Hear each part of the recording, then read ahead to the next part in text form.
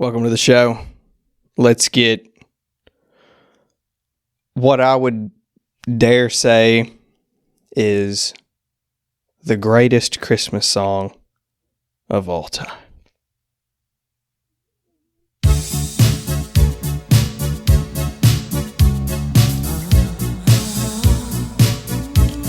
Oh, oh, oh.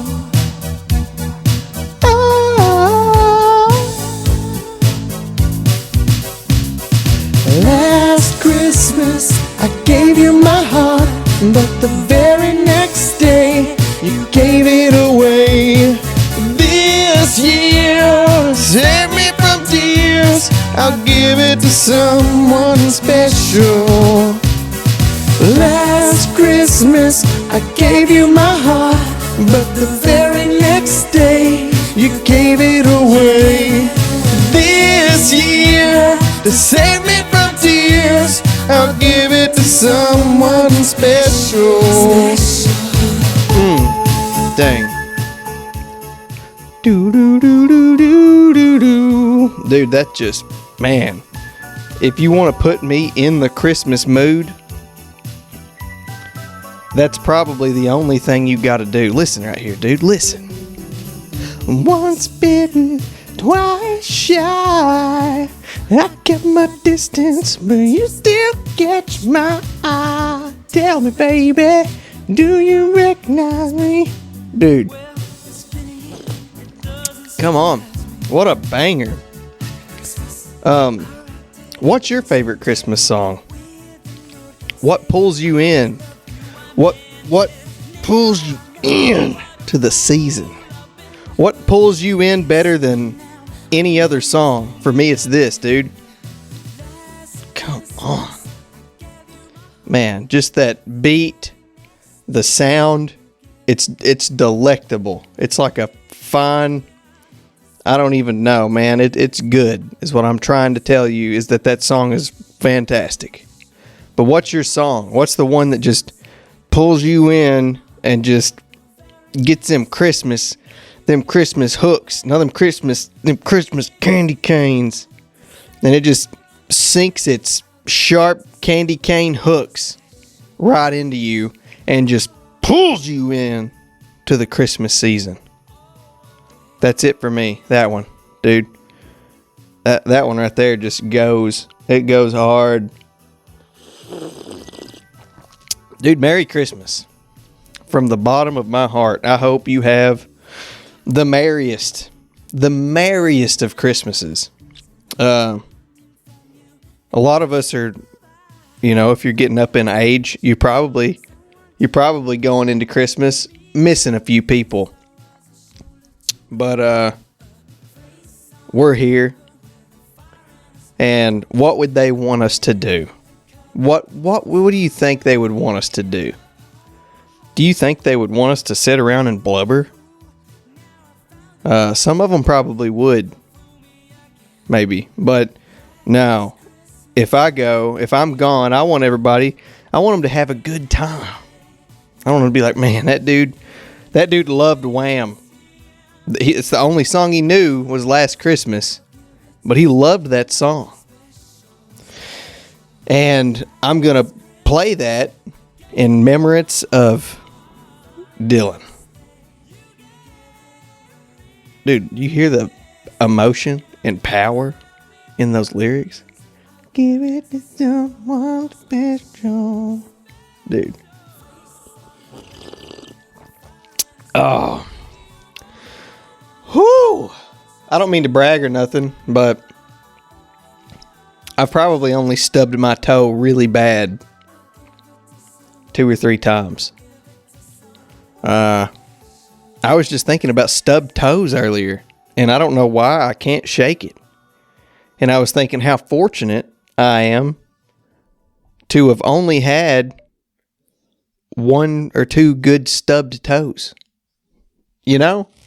Because there's not much worse than like a really, really bad stubbed toe. You know the one I'm talking about. I would almost take a plum, uppercut to the plums, plural, the plums. I would rather take an uppercut to the plums than maybe even by Mike Tyson or one of them famous boxers, rather than stub the out of my toe. And like I said, I don't mean to brag, but I've only done it a couple times. I'm usually my pinky toe's got a mind of its own, dude. It sees things coming its way, and it knows to get out of its way. If it sees the leg on a chair, my pinky toe will get under the next toe. Naturally. I don't even have to ask it to. It only felt a good stubbing once or twice, and I'm pretty sure it was the same dadgum pinky toe, the one on the right. I'm pretty sure I stubbed that baby twice. But it knows, if it sees, it can see a chair leg from a mile away, and it starts retreating. Dude, it will just retreat underneath the next toe over to salvage itself, because it don't want to go through that pain again. Much like the singer of Wham singing Last Christmas.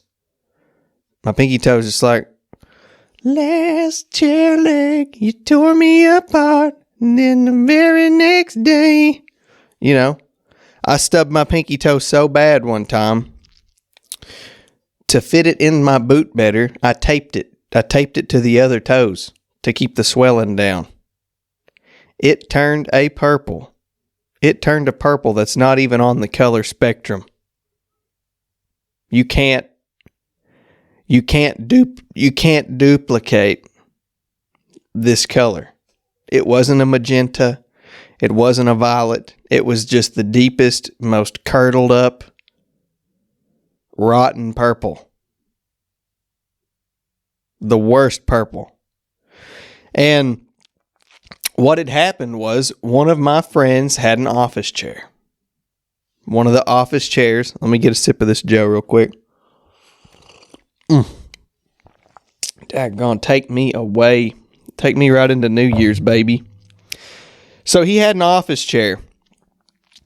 Like the 6-leg type, 5-leg, whatever.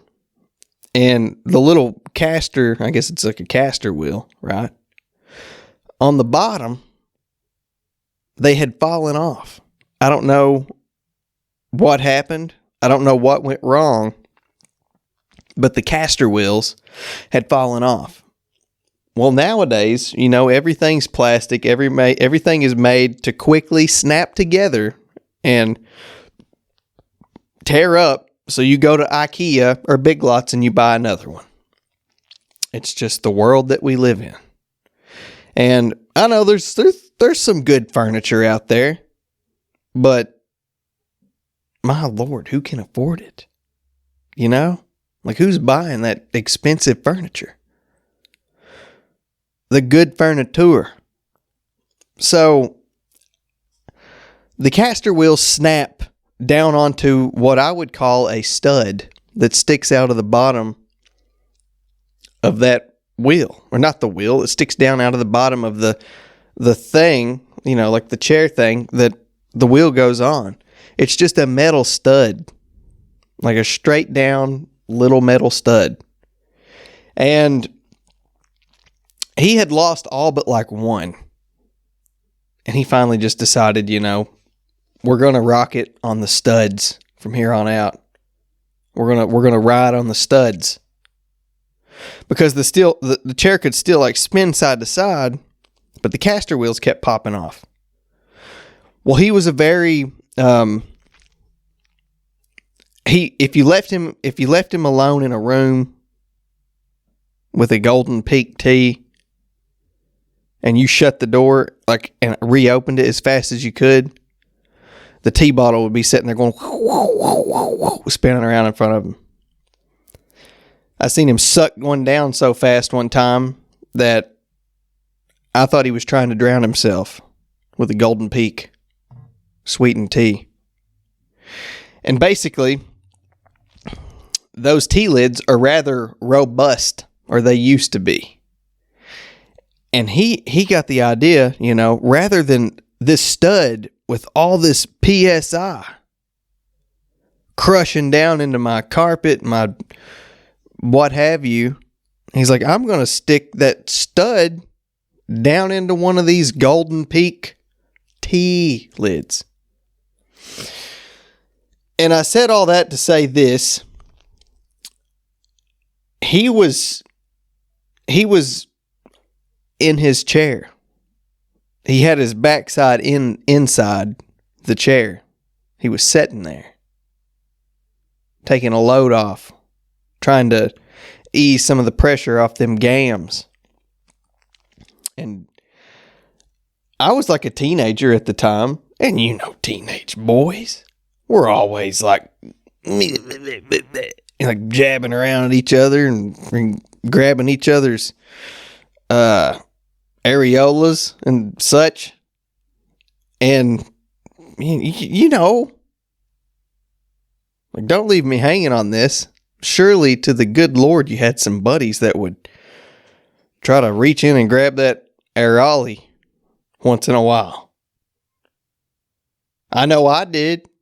Maybe looking back, maybe I got molested. I don't know. But what I'm saying is, he was in the chair. The studs were down in the tea lid. And somebody was trying to grab my areolas. Or they were trying to pinch me or whatever. And I was running. The gap between the back of his chair and the couch in his room was a minute distance. It was slight. Not much.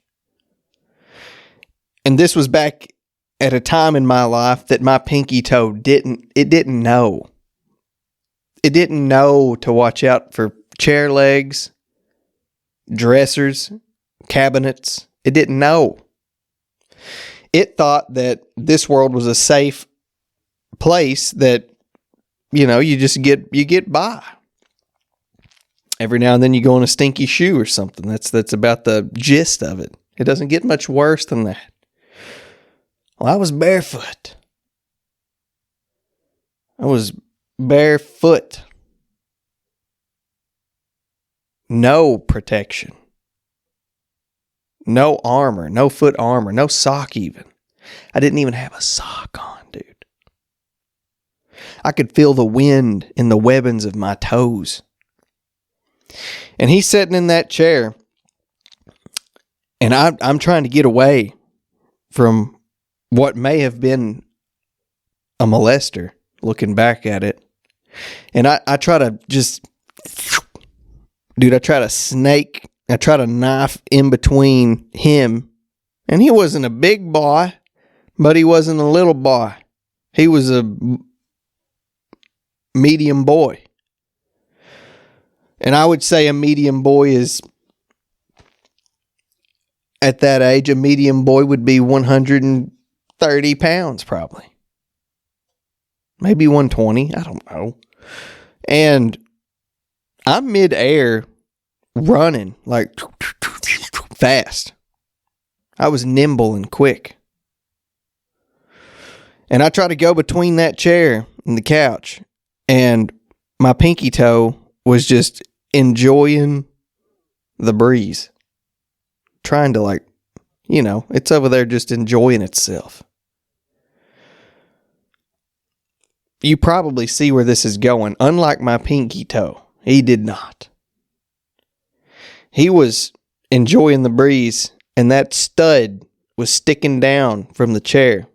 And I hit that stud with the force of a truck bed full of potatoes, at least.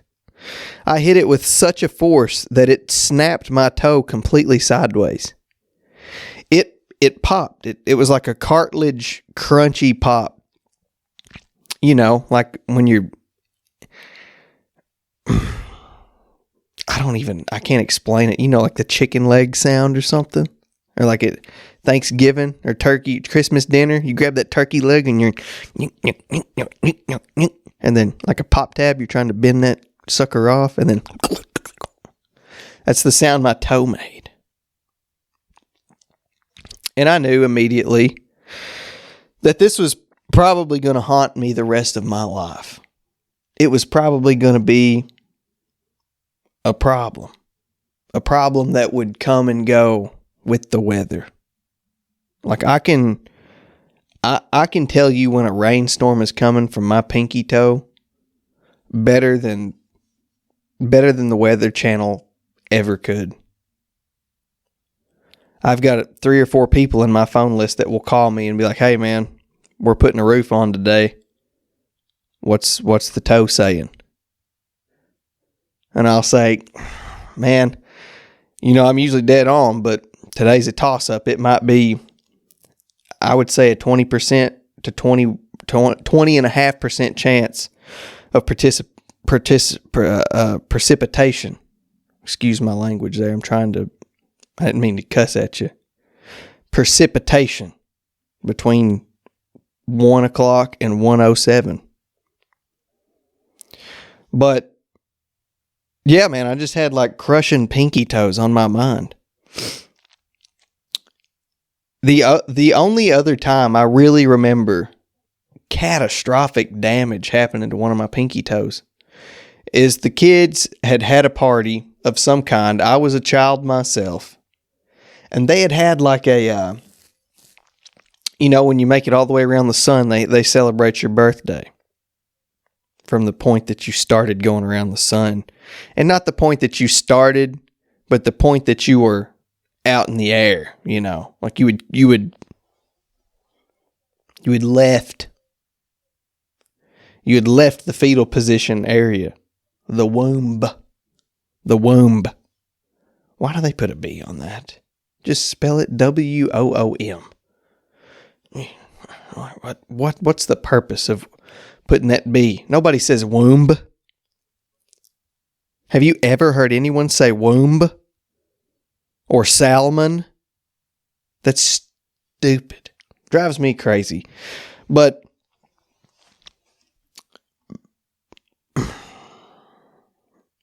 it was a party. We were celebrating the day someone had come out of the womb. And it was at a place to where people tumble.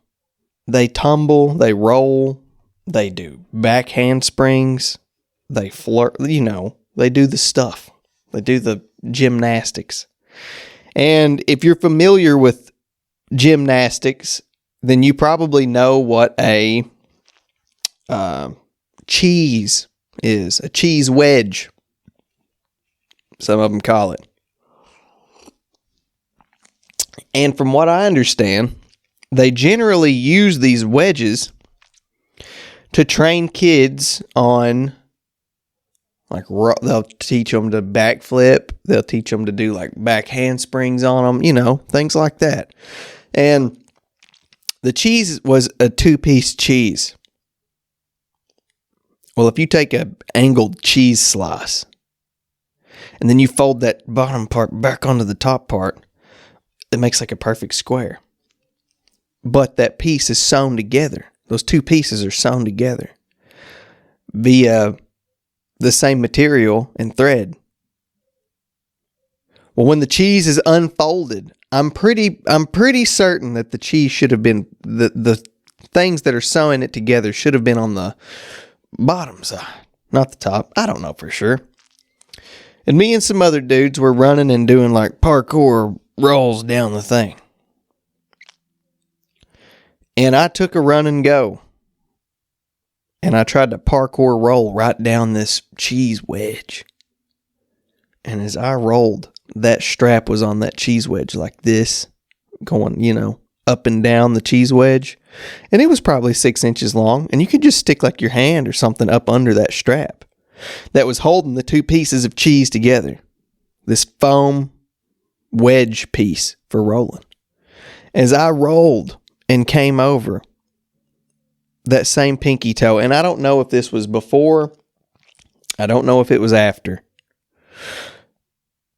the chair leg incident, but my pinky toe went underneath that slit, that piece that was holding them together, and done the same, dude, it done the same thing that chair done.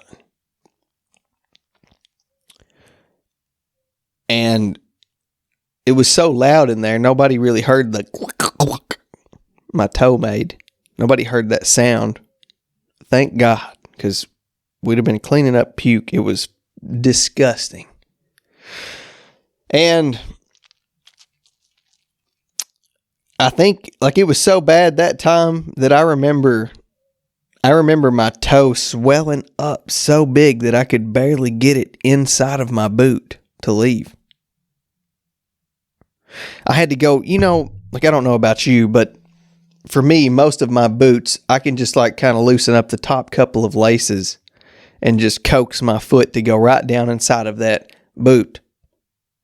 Well, with this, I had to like undo every single lace all the way down to the last two just to get that hawk in there.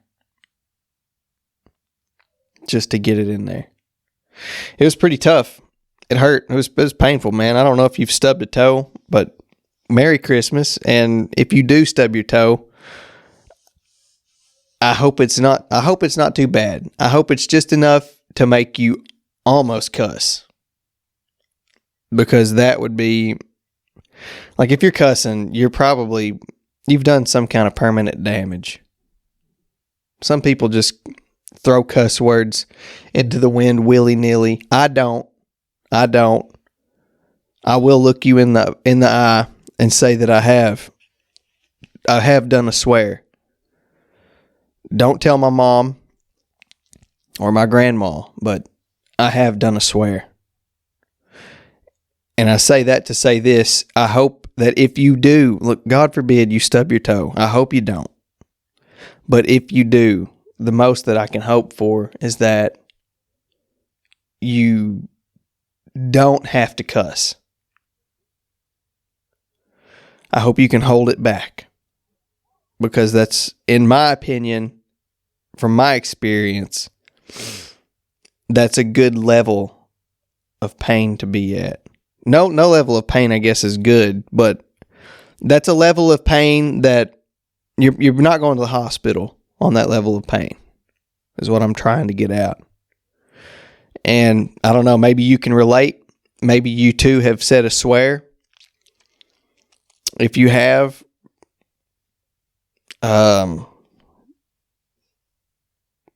you've probably been you've probably been hurt a little bit there. Oh man. So I made a video the other day, and I've actually made a couple videos here lately. And the one that I done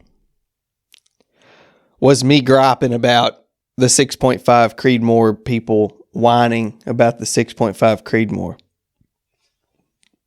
And dude, people are such... I knew when I posted that video, I was trying to connect with like-minded people that are like, yeah, why is everybody that's on the quote-unquote same team griping about what caliber people are using? That's who I was reaching out to. I wanted to find some like-minded people that would listen to the podcast and be like, yeah, why are we fighting with each other? I don't want to fight nobody. I don't want to fight. And that's who I was trying to connect with. And I should have known that chances are when you post stuff on social media, when you put yourself out there, you're going to connect with people that are idiots and people that are not. And the people that are idiots, you can't stoop down to their level. Like, I don't know if anybody listening has any kind of accounts or if they do any kind of social media, if they post stuff. And I'm not talking about posting on your Facebook to where your mama's buddy is commenting on your picture and saying, beautiful. Such a handsome boy. I'm not talking about that. I'm talking about kind of large scale. Like when you break past people commenting that you know on stuff, it gets kind of weird because you've got idiots, man. Like the people that comment on a post are either the dumbest people that did not think about what they were going to type. And they never follow your account. It's always the people that don't follow it that comment this crap. It comes across their feed via the algorithm or whatever, and they just take a little poop. Dude, they just pull their pants down right in your comment section and drop a little turd. And people, if you listen to podcasts and stuff, they're like, oh, you don't need to listen to the comments. Don't read the comments. And I love to read the comments. It's almost like I feel like I'm above it, you know? Like I don't think I'm better than anybody, but I feel like I'm above the childish comments that goes on the socials, and I enjoy them.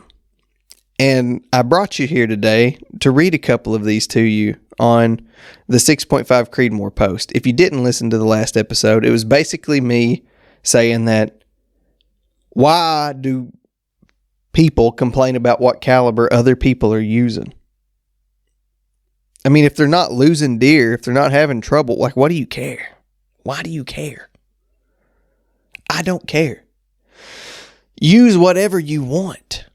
That was the whole thing. That was what I was saying. That's the point I was getting across. Is it legal? Are you using the right kind of ammo? Can you shoot good? If yes, then do whatever you want, man. Like, no. Anyways, I made that video, and I want to pull up the comment section on this. There's 64 comments on the video that I just described to you.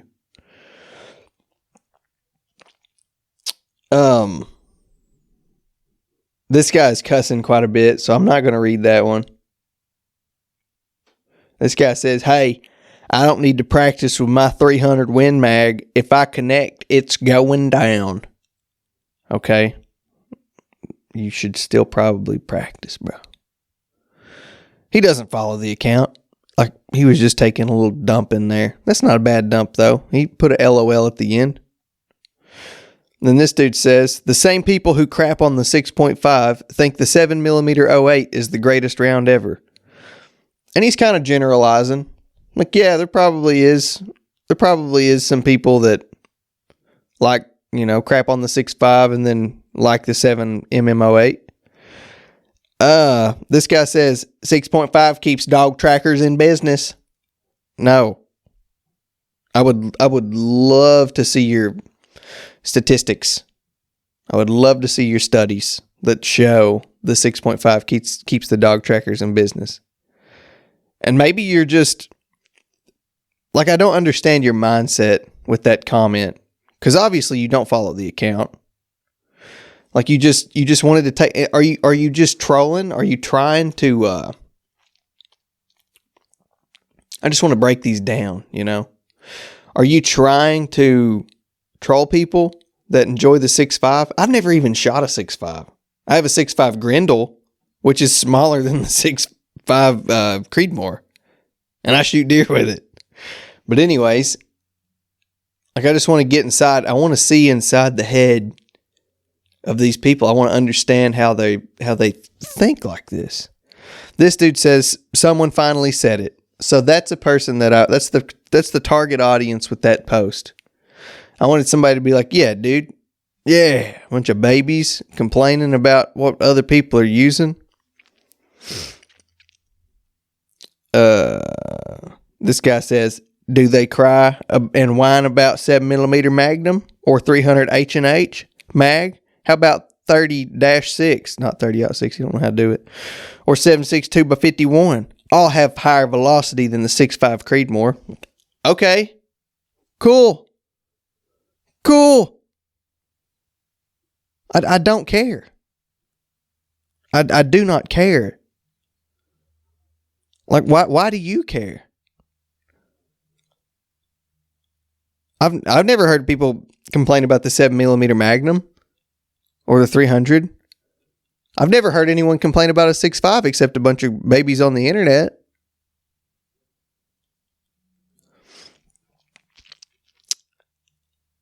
The most that I have seen people flinch while shooting a rifle was with the 300 Win Mag and a 7mm mag.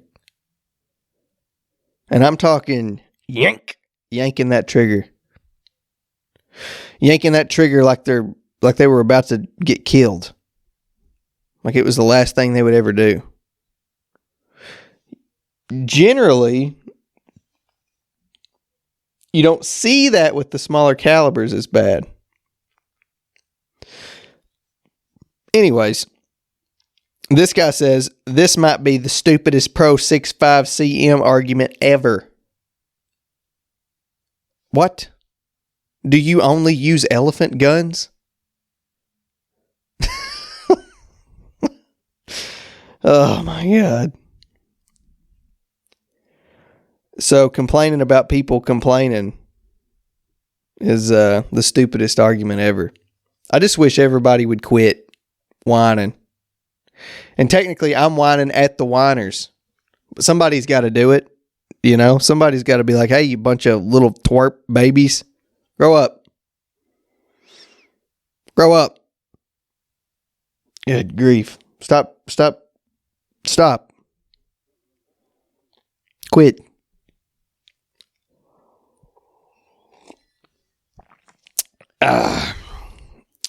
I don't care. I'll just stick to my 7mm.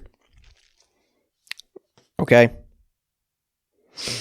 Thank you. Next. People hate on 6.5 because it's trendy. They like to be on the bandwagon. That's the only reason. Yeah, I would agree with that. 6.5's trending right now. A lot of people really like it. And it, velocity-wise, a lot of people are, based off like the accuracy of this round, it's competitive. It's a good round. People enjoy it. And that kind of steps on when somebody shows up and says, hey, this shoots flatter than what you're using. This is a little better. Then they're like, it keeps dog trackers in business. No, it don't really. Unless they're shooting an FMJ out of it. This guy said, is it me or does he sound like Jeff Foxworthy? I don't hear it, but maybe you're right. This guy says 6.5 is for the gays. See, that's funny to me. I think that's hilarious. Like, maybe, I hope he's being like sarcastic and just trying to make people laugh. That's funny. If not, then it's pretty weak. But yeah, this dude says, right, who gives an S? That's what I'm saying, man. That's what I'm saying. Who gives a big turd? Why does anybody care? Why? I don't understand like these gatekeeper bullcrap hunters, sportsmen, outdoorsmen that complain about like what other people do, how they hunt, are they legal? Are they legal? Are they hunting the game legally? If yes, then leave them alone. Stop bothering your fellow outdoorsmen. Stop. You're on the same team. We're on the same team. Are they using a legal caliber? Then they're your buddy. What? Stop. Stop being grown man babies. Live and let live. If he does use a too weak of a caliber and he can't find his deer, go help him.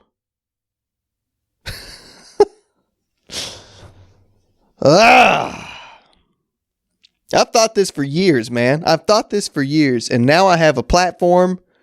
I have a platform to get up here and on my soapbox and complain about the whiners. I never get mad. I never get mad. I try to be nice. I try to help people whenever I can. I try to be the best person that I can be. And what kills me, one of the only things that makes me mad, the only time I get mad is when other people get mad. I'm never mad until they get mad. Ever. I'm always jolly and of good cheer. Almost always. Sure, I have bad days. Don't we all? But I don't usually get mad until other people start getting mad. I never have a problem until other people do. And I've been on, obviously I grew up with the internet. Was born in 95. So by the time like the internet, cell phone, all that stuff came along, I was coming of age. So I grew up with it. We stinking watched people's heads get chopped off at like 13 years old. With chainsaws and machetes and just crazy, bizarre. Dude, we had unkempt, complete, unchecked internet access. That doesn't even exist anymore. I mean, you can find some of it, but not like you could before. People used to send you video links and you would just click it and it would take you to something just awful, dude. That's what we grew up with. I don't even know why I said that. And to be honest with you, I usually don't know why I say half of the things I say. So cheers. Man, this dark roast is good. I don't know where I was going with that. I had a point, but I've lost the point. But basically, to sum it up, stop being babies. Like there is so much to be mad about. There is so much going on. You are on a rock that is just through nothing, through nothingness, and you're mad about something? That's what makes me mad. That's what aggravates me, is because I realize that there's no point in what you're doing. Especially if like somebody didn't wrong you severely somehow. You need to have a true love for your people, for everybody around you. You need to be spreading Christmas cheer. Dadgummit.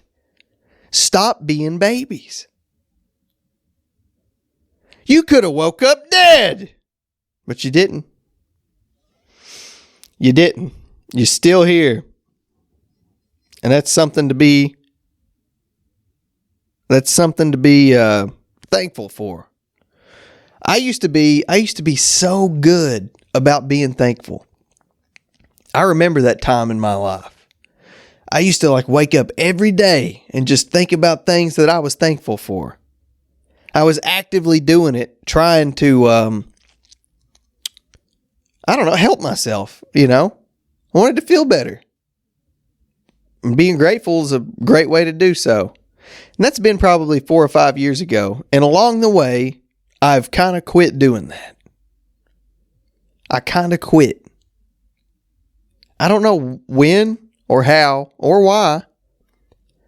Maybe it's just being busy, working, side projects, daughter, wife, things to pay for. You know how it is when you're the handyman, when you're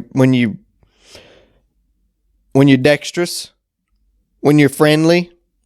People will abuse your friendliness. They will abuse you. They constantly want you to do stuff. They want you to help them because a lot of people don't have anybody. So maybe I got too busy along the way and I forgot to be thankful. But dude, let me tell you, the other day, I remembered doing that. And I've done this for years. Years I would like actively be thankful. And I was thinking the other day, I was like, man, and this is completely not even on the same like train of thought. here. This is in two different times. I was like, man, like 18 to 25 or 6 was the best years of my life so far. And even now, like, it's good, it's great. But those they stand out. It was like college. It was fun. I was broke. I was so broke. There were times that I wouldn't even tell my wife that we couldn't pay the electric bill. I would go clean somebody's car and pay that son of a gun. I wouldn't tell anybody. Parents are always like, now, if you need money, you come to us. And I was always like, we're good. I was broke, fretting over paying the electric bill, eating off the dollar menu when I did eat out. And I had a ton of responsibility. I had like a newborn in this time frame. Built a house in this time frame. Worked a job I didn't like. Graduated college. A lot went on in that little time frame. But I'm telling you, for some reason, I was thinking this the other day. I was like, why was I so happy then? Why? Which I didn't have no big losses, Nothing really terrible happened in that time frame that I remember. I think I had some car trouble. Basic stuff. The building a house is one of the most god awful things that you can possibly do. And I'm not saying like hiring a house built. Yeah, that's pretty rough too, managing that. But I built this son of a gun. Me, my father-in-law, and my dad built this house. And I could not have done it without them, but I did way more than them. Dude, I was working. I would drive. And listen, this is the same time. I was so happy. But this was between, like, I was living in my mom and dad's upstairs. We had sold our trailer. We had a 1 to 1.5 year old baby. I was living up in my old room. Waking up at like 6 a.m., slamming a cup of joe, hopping in a car, and driving 1 hour north to work.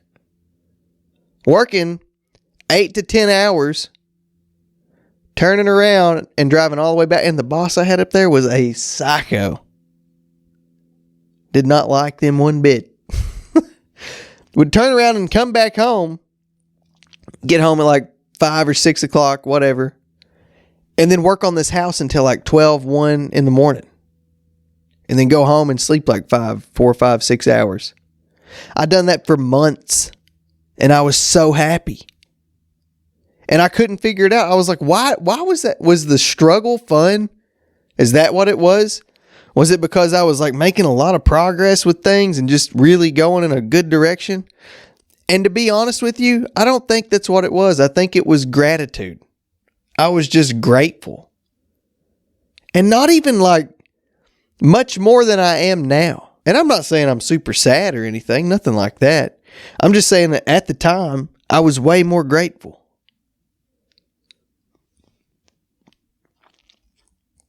Didn't think I'd get that deep on you today, but I did. And to tie that in with the other day, I remembered that I used to be really grateful and like actively try to be grateful. I would just lay in bed and think of like, I don't know, I'd pick 20 things. Sometimes I'd do 15. Sometimes I'd do 30. Just pick like 30 things that I was thankful for. My kid, my wife, a place to live, just basic stuff. And I was just so much happier. And I think that's why. I think I need to be more grateful. And I said all that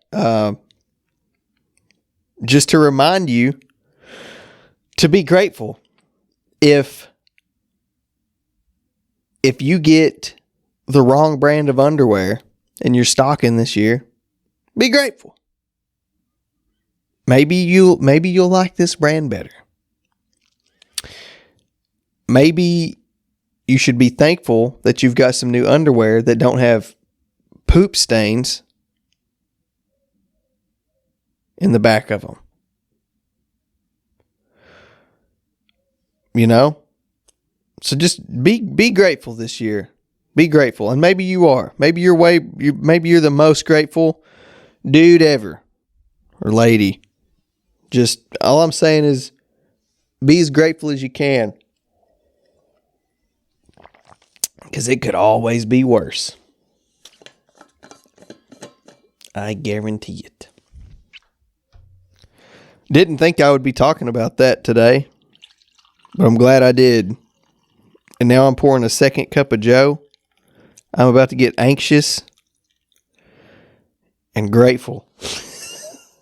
We gonna get anxious and grateful today, boys. Woo!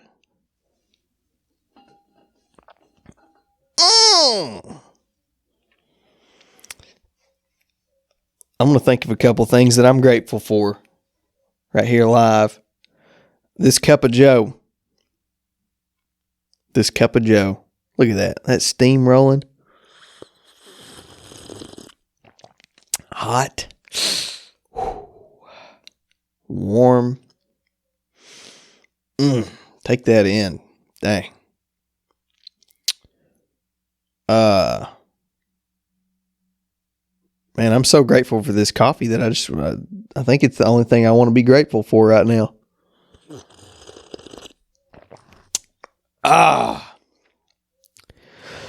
Woo! That's good. So what'd you ask for Christmas? I didn't really ask for much. I don't really have a lot that I want anymore. I've got so much stuff. Really the only things that I want a 22 suppressor real bad. I wouldn't care to have a good scope on my 22.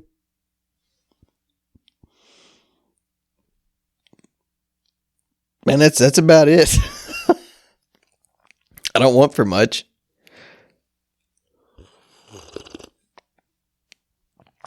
But I really wanted to hop on here and do a Christmas episode. And I think the big takeaways, and I'm not wrapping this up or nothing. I still want to go. I want to go for a bit. But one of the key takeaways is to be grateful. Be more grateful. Hopefully I've made you laugh a little bit. That's a present to me. That's something that I've always enjoyed, is making people laugh. And there's just nothing feels like that to me, is getting somebody to laugh. Like if they're feeling bad, had a rough day, getting a good chuckle going never hurts. That's always a good thing, you know? So hopefully I made you laugh with my toe stories. I got another story for you. This came up like a day or so ago. We were eating at Cracker Barrel with some coworkers, or I was eating Cracker Barrel with some coworkers, and one of them said, "Man, this biscuit is dry." They were talking about how dry that biscuit was. And it reminded me of this hilarious story that I'm about to tell you. All right, let me set this coffee down, because I'm going to have to get animated to tell this story and do it justice. I want to do the story absolute justice,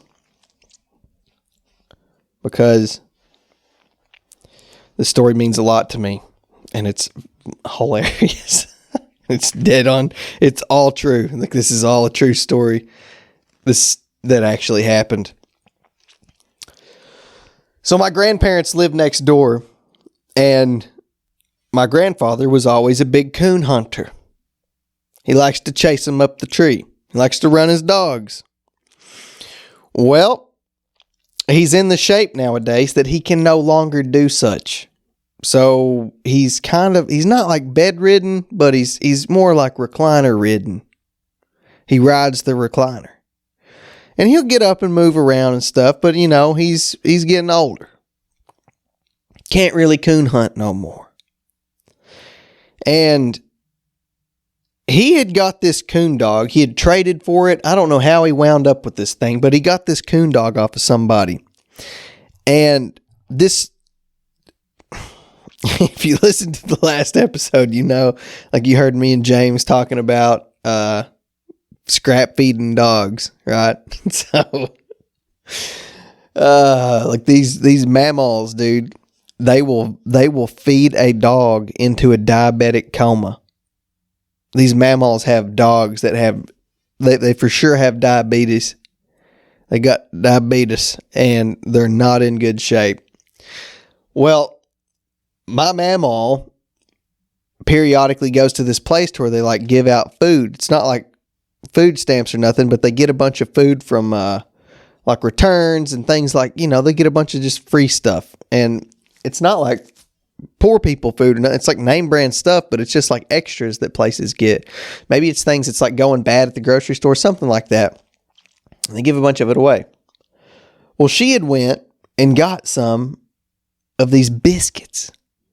And this bag of biscuits was like the size of my torso. That bag probably held, I would say that bag had anywhere from 30 to 40, maybe all the way up to 50 biscuits in it. It was loaded down with biscuits. And this coonhound was so ignorant. He would almost kill himself trying to eat the food you were feeding him. He would get under it and just, it was a mess. Like I would be trying to dump out like a bucket full of green beans, corn, and just like country food, right? Cornbread, whatever. I'd be trying to dump it out and he like wouldn't get out of my way. And it's like muddy out there. He's chained up. He's got his doghouse and stuff. It's wintertime. So it's all like sloppy. And he comes running. He's like splashing through the mud. Mud's like flying all over me.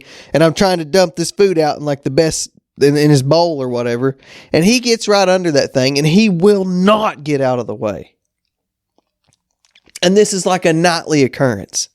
She's like, I need my dogs fed. So she calls me and she always has a scrap bucket of like enough food to feed 10 people that's getting thrown out.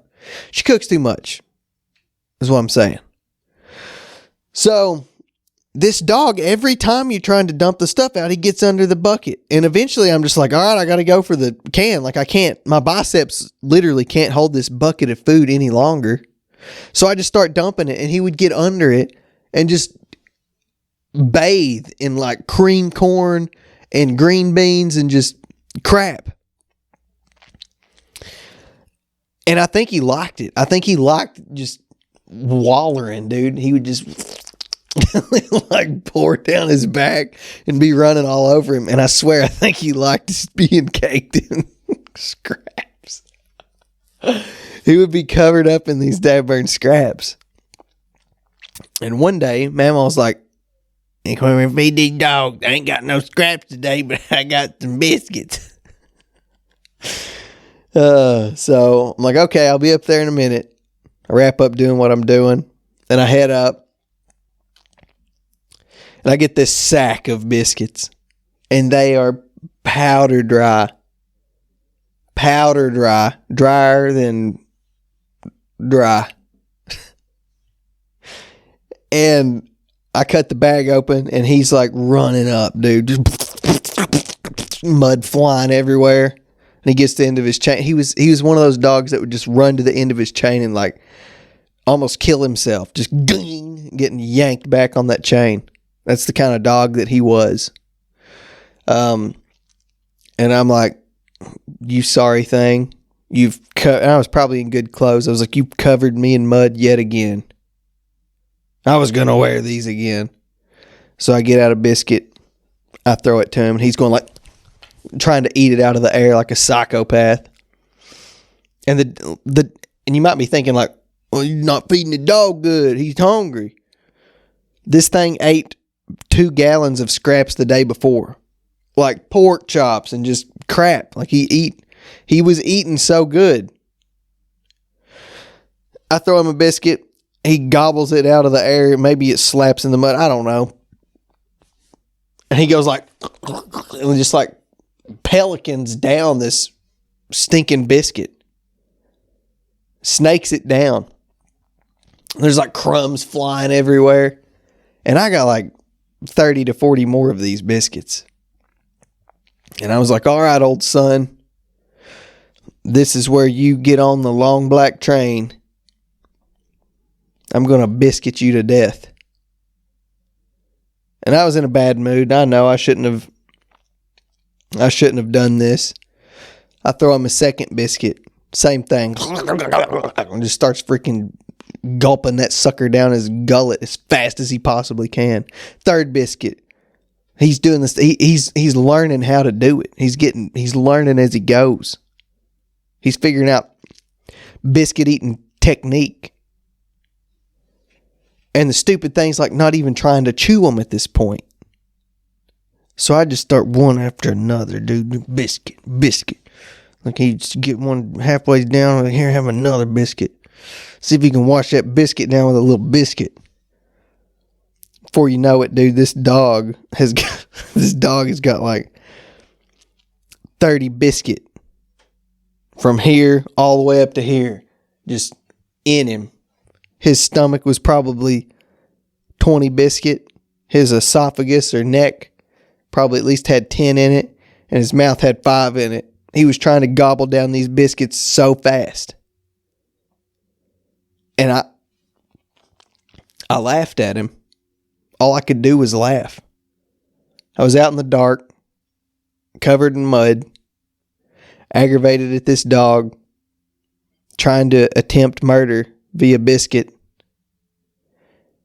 And I started laughing like hysterically and just throwing more biscuits at this dog, dude. I just kept cranking biscuits at him. And he finally gets to the point that he starts to choke. And I was like, I've actually killed this dog. I've committed a murder with biscuit. And I started to feel bad. And I was like, if I have to, like I'll do CPR on this dog with biscuit in his mouth. Nothing but biscuit. Literally clogged up with biscuit. And he's hacking and choking and going like, ah! And like blowing. The dog is like blowing crumbs. I swear, he's like looking up at the sky, hacking, and he's blowing crumbs out into the air like a fountain. Biscuit crumbs are just flying into the air out of this dog's mouth. And you could just see.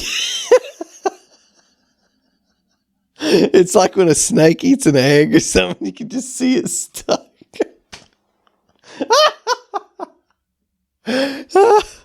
And you can just see like biscuit mushed into the back of his neck. And he's like, and his mouth's open and you can see nothing but biscuit in there. And he's looking up going, ah! Biscuits are blowing. Biscuits are blowing out of this dog's mouth and like landing around him. He almost dies choking on this biscuit. Blows them all around him.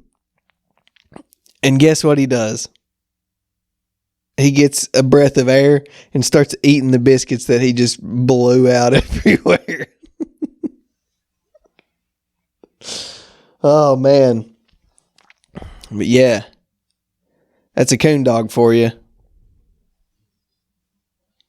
Ignorant thing. Man, that was the laugh I needed right there. Woo! Oh.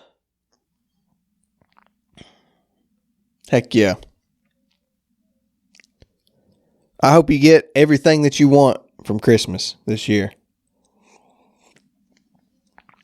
I hope that whatever present you had your heart set on I hope it's under the tree, but it's where you can't even see it. I hope that you open up all the presents and you're like, man, this was a good Christmas. But in the back of your mind, you're like, I didn't get that one thing though. Dadgummit. Nobody cares about me. And then I hope your dad, just like on Christmas Story, goes, oh, what's that behind the tree? And you go, what? No way. And you like run behind the tree and you pull it out. And it's in the shape of the thing that you wanted, whatever it was. It's in the shape of that. And you just start shredding Christmas paper everywhere because you won't be ready. You thought you weren't going to. That's when it's the best. I'm telling you, when you think you're not going to get something at like the end of the line, not early on, at the end of the line when it's like it's over. Deer season, Christmas, a few other things that we can't discuss. But when you're this close to getting something, you almost had it, dude. You almost had it. You almost did all the right things. And then you get it. The present's under the tree. Dude, the big buck walks out. And you arrow him perfectly right when you thought it was over. Like you thought you weren't going to get it, but you do. That's the best. That is the best, man. I love that. That's the best. Another good example is like when you're fighting some big boss on a video game and you almost got him. No, I'm saying it backwards. You're fighting him and he's like just wrecking you. You're getting pooped on. And you're like, man, we're not going to beat him this time. And then just the tide changes. You've already lost to this boss like 30 times. Something changes and you just start whooping up on him, dude. And then you're thinking like, man, if I could have done this from the start, I would have got him. But then you just keep whooping up on him. Before you know it, his health is lower than yours. And you just keep whooping up on him, dude. Then you're like, then it changes. Like, oh dang, I'm going to do it. I'm going to do it. And you get him. That's the best. That's the way it was meant to be. When you work super hard and it looks like you're not going to get the thing you want, and then you get the thing you want, or the thing that you worked for. That, my friends, is the best. It's one of life's finer things. I'm going to ask you a favor. You know that I don't ask no favors, ever.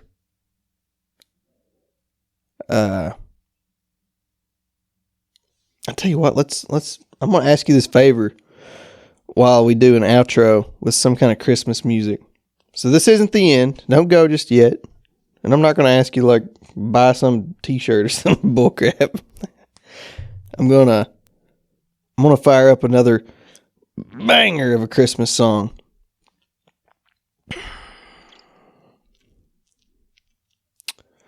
Let's see. I think it's, yeah, this one.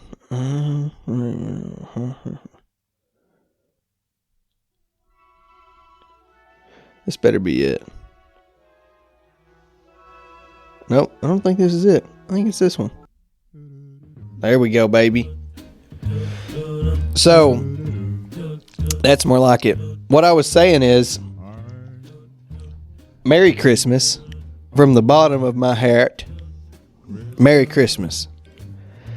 And I hope you have the best stinking Christmas you've ever had. And if you can, please just try to like this episode, whether it's on YouTube or Spotify. I don't even know if you can like it on Spotify. But share it around, man. I'm trying to grow this thing. Like, I've invested this time. I've invested all this money. Not really, but I would like to grow this. This is fun. I enjoy this. I enjoy getting on here and goofing around, telling stories and whatnot. So if you can, share this thing around.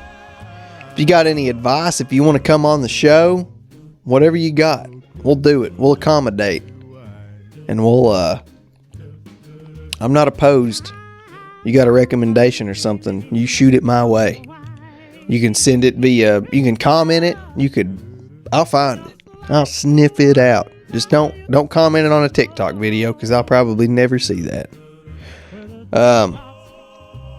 We appreciate you. I hope you have the best Christmas. Merry Christmas.